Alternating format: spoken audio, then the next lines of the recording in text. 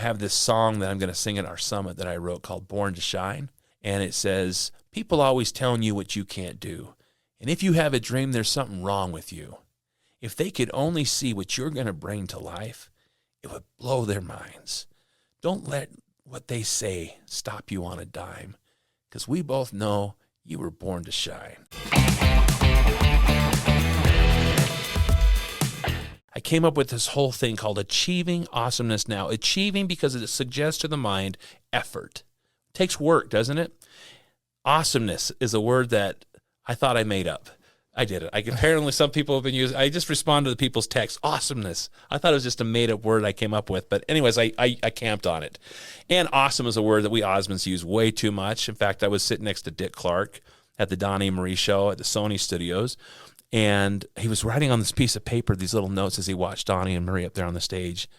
And I had to find out what they meant. I mean, he's a master producer. I said, hey, Dick, what do those little markings mean that you keep writing on that paper?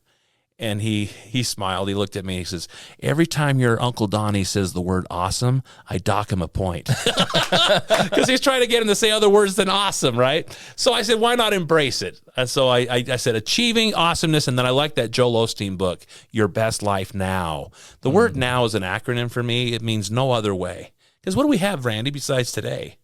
We're not given the promise of tomorrow or yesterday's gone, right? So the point is all you have is now. It's the Nathan Osmond way. If you want something done, you do it right. You do it right when? Right now. So I like that title. So I created this podcast, which has now been picked up as a national radio show. I'm on every day at 12:30 and 4:30 Eastern on Brushwood Media Network.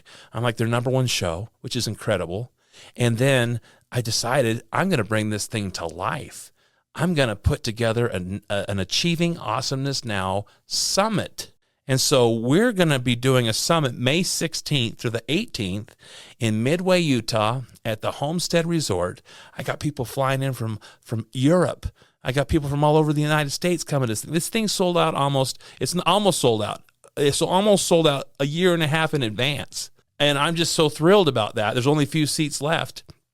But it's going to be amazing. And so go listen to the podcast. I got some commercials on there about it. But I'm just so thrilled that we can now bring some of these guests that I've had on my podcast, which was just an idea that my wife had.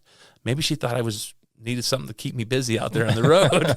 But now it's turned into a whole summit. Now it's turned into a number one radio show and a podcast. And like you said, these are opportunities to teach my kids. And I said that on my very first podcast. I said, if I only get an audience of 4 on this podcast, and those 4 individuals are my children, then it was worth recording. Because guess what I'm doing? I'm now hopefully leaving a legacy, hopefully leaving those life lessons for my own children, and maybe even your children to go listen to maybe empower them with one good idea, because you're only one good idea away from making it. You know, I look at Thomas Edison.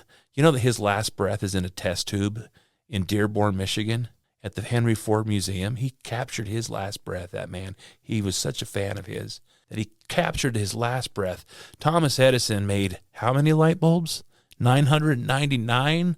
And they said, do you feel like those were all a waste of time? I got to see in Michigan, he has the workshop where he created the light bulb. I went in it. And he says, no, I just found 999 ways how not to make a light bulb. And isn't that the whole point of this life, is how to figure out how not to live it? Yeah, so that you can figure out how to live it. I'm pretty good at that part. We all are. I'm living proof of that. But the point is, I loved his attitude. It's kind of like when Henry Ford had a guy brought into his office who had made $1 million mistake. And it cost his company over $1 million. And that was a lot of money back that day. And he just knew he was going to be fired. But Henry Ford says something really powerful to him. He says, no, I just invested $1 million into you. I know you'll never make that mistake again. Get back to work. You know how that changed that man's life? Henry Ford had a great way of changing people's lives. There was a man on the side of the road who had a car that broke down, and he was just so frustrated. He had the hood popped up. He's trying to figure out the engine, he's moving stuff. And while he's in the middle of all that, this black limousine pulls up behind him. And the driver gets out, opens the door, and this tall man in a hat and long jacket comes up to him, and he says, what seems to be the problem, sir? He goes, beats me. He says, you mind if I take a look at it? He says, be my guest. Well, it wasn't 2 minutes later. This tall man in the long coat and the hat has this engine roaring. He says, how did you do that?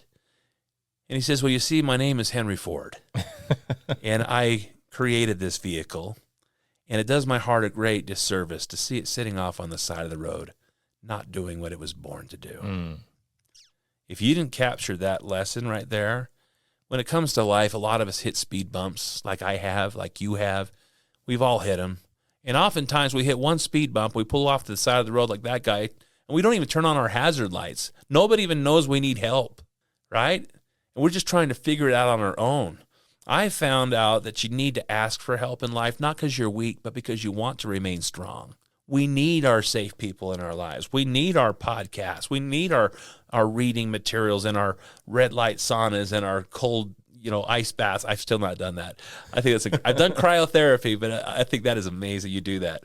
But whatever it is that wakes you up enough to say, hey, you know what? I'm here for a reason. No time to die, onward moments that you have in your life, whatever that moment is, have it. Live it, write it down, and then share it with your kids or share it with somebody, your safe person, but record it because there are so many good stories. I've had so many people on my podcast that you'd all recognize, and then I've had people that you would not have a clue who they were. And I love that because every human that we meet has something they can teach us. We all have awesomeness within us. We were born to be great. I have this song that I'm going to sing at our summit that I wrote called Born to Shine, and it says, people always telling you what you can't do. And if you have a dream, there's something wrong with you. If they could only see what you're going to bring to life, it would blow their minds. Don't let what they say stop you on a dime, because we both know you were born to shine. And then the chorus sings, it's time to show them what you're made of. It's time to show them you've got fight. It's time the world puts your name up in lights. Don't you dare give up till you cross that line. You've waited long enough. Wake up. It's time.